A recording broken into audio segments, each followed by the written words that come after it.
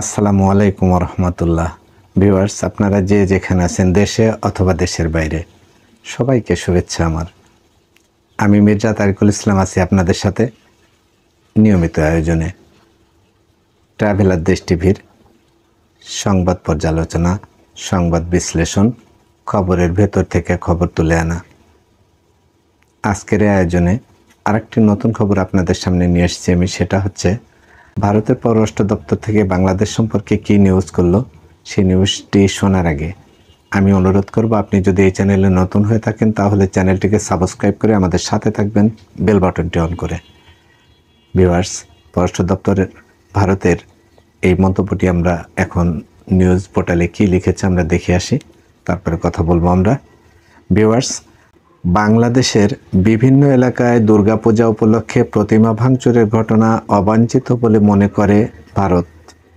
ভারতের পররাষ্ট্র মন্ত্রণালয়ের সাপ্তাহিক ব্রিফিংয়ে এ মন্তব্য করেন মুখপাত্র রণবীর জয়সওয়াল। জয়সওয়াল বলেন, সামাজিক সম্প্রীতি রক্ষার উৎসবের ক্ষেত্রে এসব ঘটনা প্রকৃত বার্তা দেয় না। বাংলাদেশের সংখ্যালঘুদের ওপর সাম্প্রতিক আক্রমণ এবং আসন্ন দুর্গাপূজা উপলক্ষে কোথাও কোথাও মূর্তি ভাঙচুরের ঘটনা ঘটেছে। এ বিষয়ে আজ শুক্রবার প্রশ্ন করা হলে মুখপাত্র বলেন, সংখ্যালঘুদের নিরাপত্তা নিয়ে বাংলাদেশ কর্তৃপক্ষের সাথে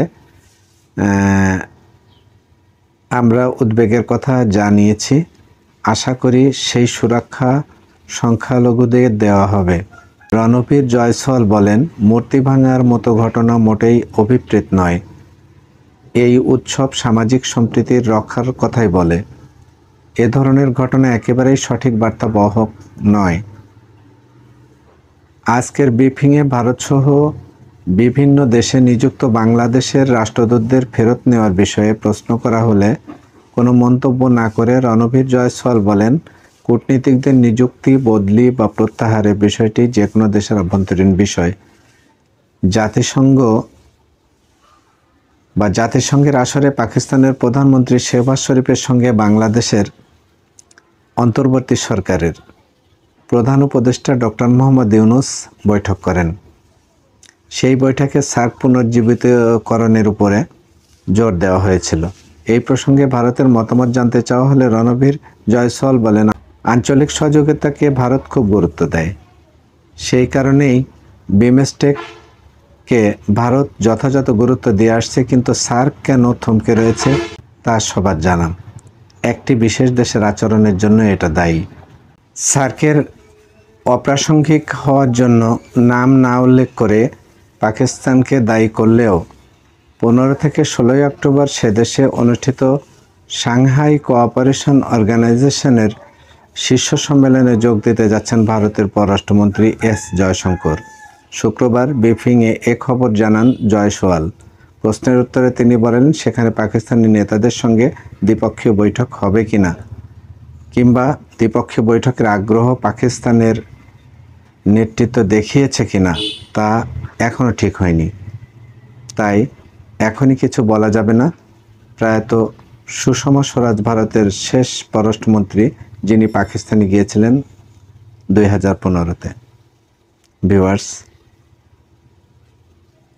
ভারতের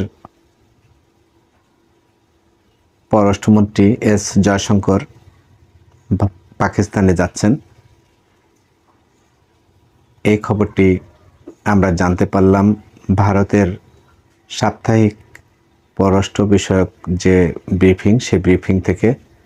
ভিউয়ার্স, আরও এখানে জানা গেল যে বাংলাদেশের বিভিন্ন সমসাময়িক বিষয় নিয়ে কথা বলেছেন, অর্থাৎ যিনি ব্রিফ করেন নিয়মিত সংবাদে।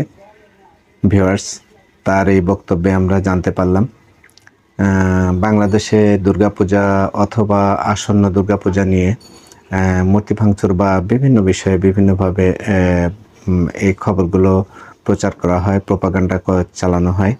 এ বিষয়ে ভারতের পররাষ্ট্র মন্ত্রণালয়ের যে মুখপাত্র, তিনি তার বক্তব্যে বলেছেন এগুলো ঘটনাগুলো আপনার বিচ্ছিন্ন কিছু কথাবার্তা বা ভিডিওর উপর ভিত্তি করে আমরা এটা মন্তব্য করতে কখনোই এটা মন্তব্য করতে পারি না যে এই ধরনের ঘটনা বাংলাদেশে ঘটে। প্রকৃত অর্থে বাংলাদেশের মানুষ, সে হিন্দু, মুসলমান, বৌদ্ধ, খ্রিস্টান, সবাই সম্প্রীতির বন্ধনে আবদ্ধ থেকেই তারা নিজ নিজ ধর্ম, আচার, অনুষ্ঠান এগুলি পালন করে থাকে। অতএব আপনারা কেউই এই ধরনের গুজব বা গুজবে কান দেবেন না, অথবা গুজব প্রচার করবেন না ভিউয়ার্স। সোশ্যাল মিডিয়ায়ও আপনার এই ধরনের গুজবকে আপনারা প্রাধান্য দেবেন না বা এটা কান দেবেন না ভিউয়ার্স। যেটারই ইঙ্গিত বা আভাস আমরা ভারতের পররাষ্ট্র মন্ত্রণালয় থেকে পেয়েছি। তারা এটাকে অনাকাঙ্ক্ষিত বলছে, বা এটা বিভিন্ন কারণে বিভিন্ন মানে প্রোপাগান্ডা ছড়ানো হয় রাজনৈতিক ইয়েকে ফয়দা হাসিলের জন্য। তো বিষয়টাকে আপনাদের সামনে আমরা এভাবেই ব্যাখ্যা করছি যে আপনারা এই সব ধরনের প্রোপাগান্ডা বা গুজবে আপনারা কান দেবেন না। আপনারা যে যেখানে আছেন ভালো থাকবেন। এই চ্যানেলটিকে যদি সাবস্ক্রাইব করে থাকেন, থ্যাঙ্কস এ লট। আর যদি না করে থাকেন, দয়া করে নতুন নতুন খবর খুব সহজে পাওয়ার জন্য আমাদের চ্যানেলটিকে সাবস্ক্রাইব করে আমাদের পাশে থাকবেন। যে যেখানে থাকবেন ভালো থাকবেন। আপনাদের নিত্য শুভ প্রত্যাশায় আমি থাকলাম আপনাদের সাথে। থ্যাঙ্কস এ লট এতক্ষণ আমাদের সাথে থাকার জন্য।